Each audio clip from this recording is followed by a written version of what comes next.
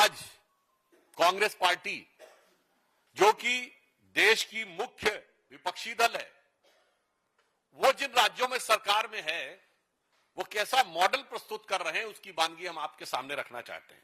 कर्नाटक भारत का अत्यंत महत्वपूर्ण राज्य है और जिसमें अपरिमित क्षमता है, पर दुर्भाग्य से पिछली बार कांग्रेस के हाथ में शासन आया और अभी जो समाचार आया है कि कर्नाटक की वाइन मर्चेंट एसोसिएशन ने, यानी शराब के व्यापारियों की एसोसिएशन ने 6,000 करोड़ रुपए का शराब घोटाले का आरोप कांग्रेस की सरकार पर लगाया है।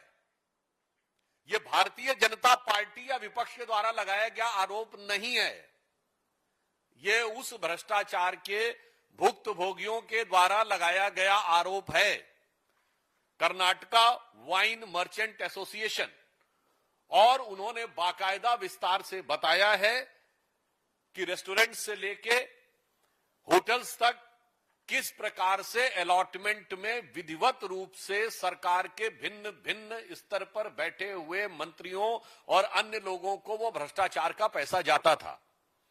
यानी दिल्ली का शराब घोटाला तो आप सबको याद ही होगा, अब ये कर्नाटक का शराब घोटाला एक नए स्वरूप में सामने आया है। और शराब की लत बहुत बुरी होती है। शराब के बाद अगर दूसरी लत बुरी होती है तो वो जुए की होती है। तो कर्नाटक में चित्रदुर्ग के कांग्रेस के एमएलए ईडी के द्वारा ऑनलाइन सट्टेबाजी के मामले में मनी लॉन्ड्रिंग के आरोप में आरोपित हुए हैं और वो पहले भी अरेस्ट रह चुके हैं।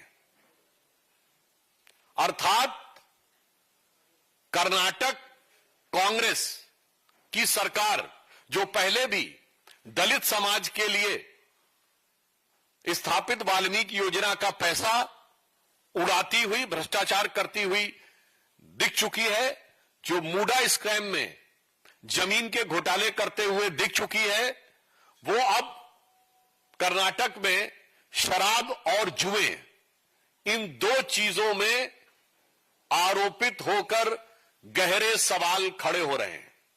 अच्छा, शराब और जुए के बाद तीसरी लत आती है लड़ाई की। तो उनका मॉडल का तीसरा हिस्सा है कि मुख्यमंत्री और उप मुख्यमंत्री जबरदस्त तरीके से लड़ाई लड़ते रहते हैं। यह वैसे कांग्रेस का स्थायी मॉडल है।